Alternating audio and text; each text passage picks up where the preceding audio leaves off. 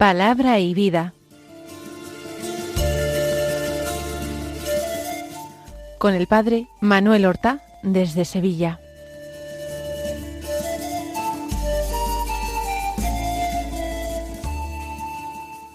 En el nombre del Padre, y del Hijo, y del Espíritu Santo. Amén. Alabados sean Jesús y María. Muy buenos días, queridos amigos, oyentes de Radio María y seguidores del programa Palabra y Vida. Hoy es el jueves de la 15ª semana del tiempo ordinario. Un jueves que es 18 de julio. Vamos a comenzar nuestra meditación diaria con la palabra de Dios que se proclama en la liturgia de la misa del día. El evangelio de la misa de hoy es continuación estricta del de ayer, pero también un texto particularmente breve, solamente 3 versículos del capítulo 11, los versículos 28, 29 y 30, que dicen así: En aquel tiempo tomó la palabra Jesús y dijo: Venid a mí todos los que estáis cansados y agobiados, y yo os aliviaré. Tomad mi yugo sobre vosotros y aprended de mí, que soy manso y humilde de corazón, y encontraréis descanso para vuestras almas, porque mi yugo es llevadero y mi carga ligera. El Señor está hablando con sus discípulos, todos los que se encuentren cansados y agobiados, en un primer sentido. Se refiere Jesús a aquellos que están cansados y agobiados por el esfuerzo ímprobo de cumplir la ley en todos sus preceptos y en todas sus normas, lo cual es imposible para las solas fuerzas humanas. Cansados y agobiados de esa insufrible casuística que habían elaborado los doctores de la ley fariseos. Venid a mí. Ir a Jesús es simplificar. Ir a Jesús es encontrar descanso. Él no ha venido para imponer nuevos preceptos, para recargar todavía más de obligaciones religiosas al hombre. Él ha venido para simplificar.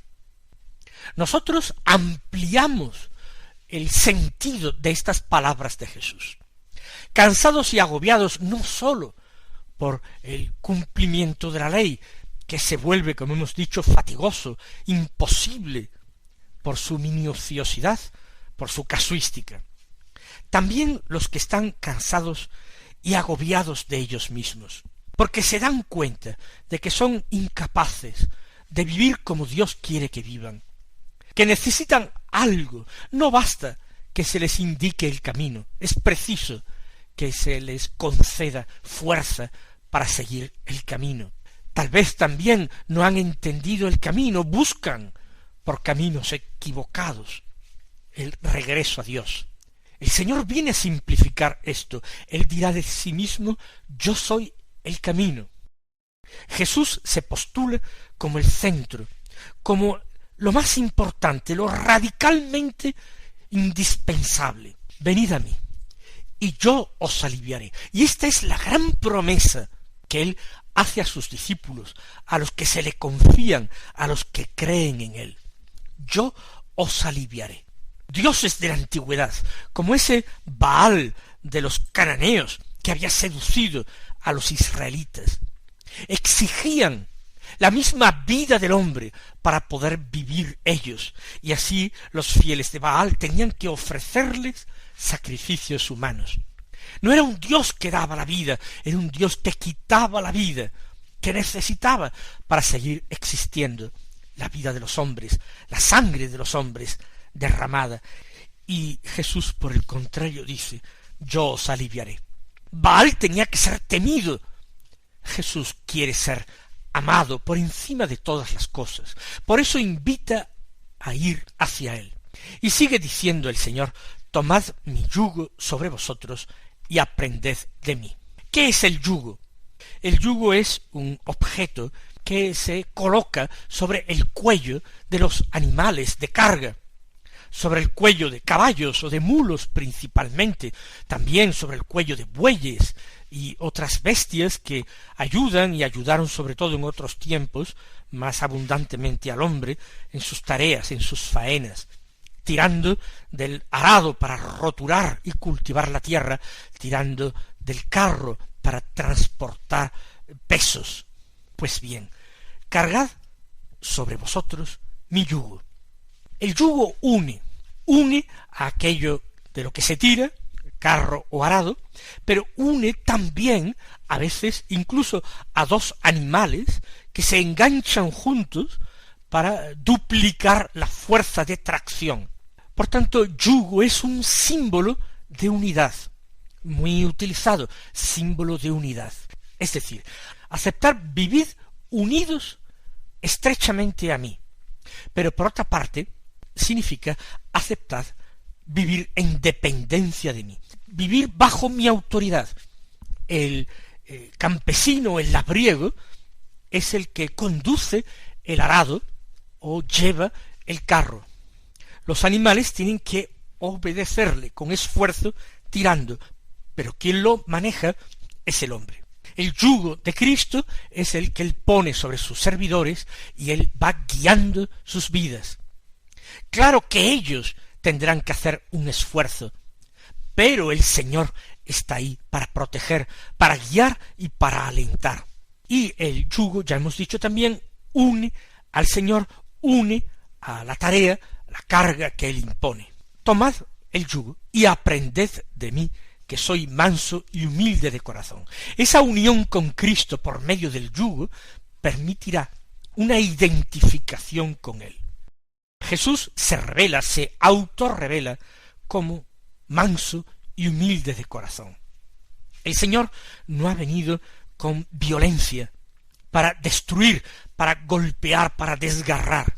Él ha venido con suavidad, con mansedumbre, de una manera pacífica. Él ha venido para convencer, para atraer al hombre. Por eso, aprended de mí. Una vez que toméis mi yugo sobre vosotros, aprenderéis de mí. Seréis también semejantes a mí. Os revestiréis de mis mismos sentimientos. Y esta idea se repite en la Sagrada Escritura y particularmente en Pablo. Revestirse de Cristo, adoptar sus mismos sentimientos, sus criterios, su forma de pensar, su forma de vivir y de actuar. ¿Y cómo es Cristo? Él lo ha dicho: soy manso y humilde de corazón. Los hombres, a consecuencia del pecado original, tienden a ser de la misma manera que aquel que le tentó y le venció junto al árbol de la ciencia del bien y del mal. Es decir, como el diablo, que es soberbio. El pecado original invita a los hombres a la autosuficiencia, a la soberbia, al olvido de Dios, por tanto, pero al deseo de supremacía sobre los demás hombres. El orgullo que impide vernos como hermanos entre hermanos. Ser humilde de corazón es vivir de espaldas al orgullo, vivir de cara a Jesús. Y de esta manera, dice Jesús, siendo mansos y humildes de corazón, como él mismo lo es, ahí encontrarán los hombres la solución, la clave de su descanso. Encontraréis descanso para vuestras almas de esta manera, no tratando de satisfacer vuestro deseo de poder, de imponeros sobre los demás, no satisfaciendo vuestros caprichos, vuestros deseos de placeres. El descanso de vuestras almas, la satisfacción íntima, en definitiva, la paz interior, la alcanzaréis con ese desprendimiento interior de vosotros mismos, con la mansedumbre, que es renuncia a cualquier violencia, a imponerse despóticamente sobre los demás, y con la humildad. Vamos nosotros a pedir precisamente estas virtudes. Vamos a decirle al Señor: corazón de Jesús, haz mi corazón semejante al tuyo, haz mi corazón humilde y manso como el tuyo, porque quiero encontrar descanso para mi alma, encontrar descanso para mi alma, paz interior ya en esta vida. Y sobre todo quiero encontrarte a ti y estar contigo por toda la eternidad en el cielo. Porque mi yugo es llevadero y mi carga ligera. Los yugos a veces son muy pesados cuando nos unen a una carga insoportable que hay que arrastrar, pero Jesús dice que en absoluto, claro que hay que arrastrar una carga, pero es llevadera porque el mismo Jesús caminará a nuestro lado ayudando. Esa carga llevadera se llama cruz. En el Evangelio así Jesús la llama en otro lugar. El que quiera seguirme, que cargue con su cruz cada día. Pues mi yugo es llevadero. Yo mismo lo voy a llevar con vosotros, os voy a ayudar a llevarlo. Y mi carga es ligera, no es nada insoportable ni pesado, da descanso.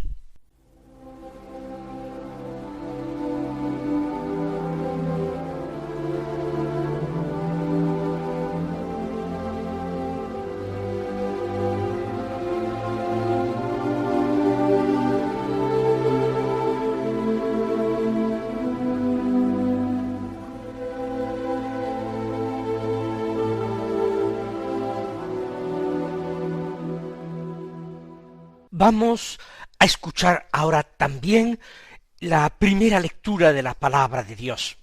Es de Isaías.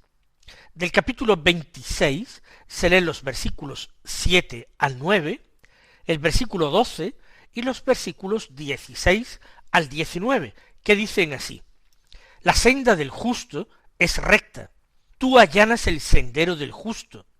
En la senda de tus juicios, Señor, te esperamos ansiando tu nombre y tu recuerdo. Mi alma te ansía de noche, mi espíritu en mi interior madruga por ti, porque tus juicios son luz de la tierra y aprenden la justicia los habitantes del orbe. Señor, tú nos darás la paz, porque todas nuestras empresas nos las realizas tú. Señor, en la angustia acudieron a ti, susurraban plegarias cuando los castigaste, como la embarazada cuando le llega el parto, se retuerce y grita de dolor, así estábamos en tu presencia. Señor, concebimos, nos retorcimos, dimos a luz, viento. Nada hicimos por salvar el país, ni nacieron habitantes en el mundo. Revivirán tus muertos, resurgirán nuestros cadáveres, despertarán jubilosos los que habitan en el polvo, pues rocío de luz es tu rocío, que harás caer sobre la tierra de las sombras. En el primer corte del texto leído se habla de la aspiración del justo hacia Dios, su deseo de Dios. En el segundo corte se habla del sufrimiento por el castigo. En la última parte se anuncia la esperanza. Vamos a ver la primera parte, el primer corte. La senda del justo es recta. Es un verdadero proverbio que se anuncia al comienzo del texto. Efectivamente, siempre se compara la senda del pecador con un camino tortuoso, lleno de curvas, accidentado, mientras que el camino que recorre el justo es un camino recto, tiene los mandamientos dados por Dios que le orientan y le permiten avanzar sin tropiezos, sin dar rodeos inútiles. La senda del justo es recta. El hombre que vive según los mandamientos es un hombre del que se dice que es recto. Tú allanas los senderos del justo. No solamente es recta la senda del justo, sino que además está allanada, no es particularmente abrupta como la del pecador. Y esto es por la acción de Dios, por su misericordia. Dios facilita el recorrido al hombre que es justo. Sigue el texto. En la senda de tus juicios, Señor, te esperamos ansiando tu nombre y tu recuerdo. Dios se hace presente en el camino del justo. Se hace presente con su ayuda, con su gracia, con su misericordia. Por tanto, el justo puede esperarle y puede invocarle. Te esperamos, Señor. ¿Cómo? Ansiando tu nombre, es decir, invocándolo. Lo pedimos con ansia, ansiamos tu nombre y tu recuerdo. Así es, y no solamente de día, sino que continúa: mi alma te ansía de noche, y mi espíritu en mi interior madruga por ti.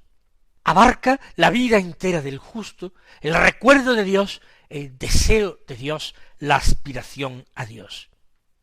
Te ansía de noche mi alma, no sólo en plena actividad, sino en el descanso, también en la noche. Mi espíritu madruga por ti. Continuamente está buscando avivarse, despertarse con el recuerdo de su Señor, invocándolo, suplicando su presencia. ¿Por qué? Porque tus juicios son luz de la tierra y aprenden la justicia los habitantes del orbe. Hay una luz que no es la que proporciona el sol a los habitantes de este mundo. Esa luz es la del mismo Dios. Cristo nuestro Señor dijo de sí mismo: yo soy la luz del mundo. Fue profetizado por el sacerdote Zacarías con motivo del nacimiento de Juan Bautista. Nos visitará el sol que nace de lo alto para iluminar a los que estaban en tinieblas y en sombra de muerte.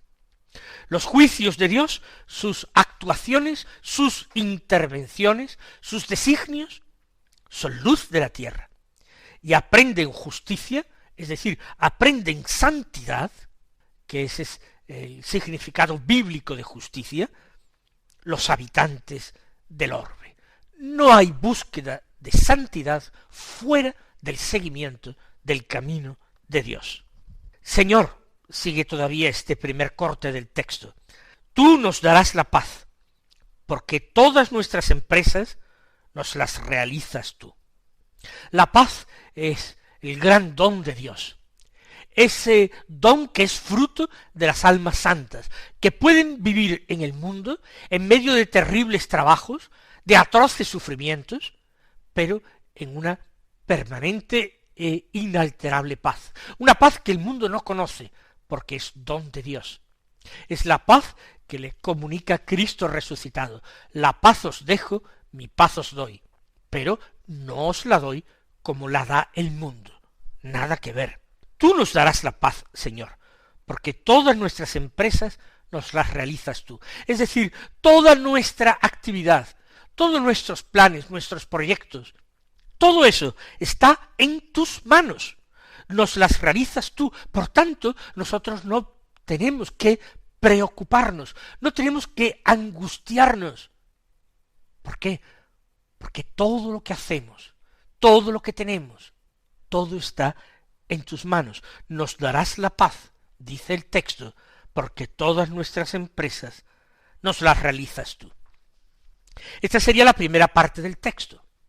Ahora la segunda, que expresa el sufrimiento en medio del castigo. Dice: Señor, en la angustia acudieron a ti, susurraban plegarias cuando los castigaste. La oración continúa. El profeta sigue dirigiéndose a Dios, a Yahvé, a quien llama Señor. Pero la situación ahora es muy distinta. Ahora no se habla de paz, sino de sufrimiento. Se habla de angustia, no de paz. En la angustia acudieron a ti. ¿Quiénes? Los miembros del pueblo santo, del pueblo de Israel. Susurraban plegarias cuando los castigaste. Luego Dios administra, como padre que es del pueblo, administra castigos que sirvan para atraer a los hijos rebeldes a la obediencia, a la justicia. Esto lo afirma la Biblia innumerables veces. Parece que hoy muchos se resisten a esta idea, a esta verdad bíblica, que Dios castiga. Decir que Dios es Padre y negar que Dios castigue es afirmar que es un Padre a medias, un Padre que no se preocupa realmente del bien de los hijos, un padre consentidor. No. Los miembros del pueblo acudieron al Señor cuando se encontraban angustiados con motivo del castigo del Señor. Para eso fue su castigo, para que volvieran a Él, para que le suplicaran, para que volvieran a confiar con Él. Susurraban plegarias cuando los castigaste. Quizás, si no hubiera venido el castigo, hubieran olvidado totalmente la oración. Sigue el texto, esta segunda parte que estamos leyendo. Como la embarazada, cuando le llega el parto, se retuerce y grita de dolor. Así estábamos en tu presencia, Señor. Concebimos, nos retorcimos, dimos a luz, viento. Se compara el sufrimiento con el sufrimiento de la mujer embarazada, que ve que se aproxima el parto. Se preocupa, se angustia quizás. Llegado el momento, también grita de dolor o se retuerce de dolor. Estábamos así en tu presencia, Señor. Lo que ocurre es que hay dolores que son fecundos, como el de la mujer que da a luz un hijo, como el de Cristo Jesús, que entrega su vida libremente, en obediencia al Padre, por la salvación de los hombres. Hay sufrimientos que dan vida, fecundos, y otros sufrimientos estériles. Este es particularmente estéril. Señor, concebimos, nos retorcimos, dimos a luz, y viento. Nada, absolutamente nada se dio a luz. Viento puramente. Era un falso embarazo. Nada que tener en cuenta. ¿Por qué? Lo dice a continuación, nada hicimos por salvar el país, ni nacieron habitantes en el mundo. No, es un falso embarazo. Y procede, en definitiva, del egoísmo, de la soberbia del pueblo que sólo pensaba en sí. Los poderosos no pensaban en la salvación de los débiles. Los más formados y preparados no se inquietaban ante la pérdida de fe de los más ignorantes y abandonados. Nada hicimos, es la dolorosa confesión del pueblo de Israel. Nada hicimos, porque el profeta es también parte de este pueblo. Nada hicimos por salvar el país, ni nacieron habitantes en el mundo, no nacieron nuevos hombres y mujeres de fe que aumentaran este pueblo santo. ¿Qué va? El pueblo santo de Dios fue disminuyendo hasta quedar solo un resto de Israel, un pequeño resto de Israel. Ahora viene la tercera parte del texto, pero no tenemos tiempo de comentarla. Mis queridos oyentes, recibid la bendición del Señor y hasta mañana si Dios quiere.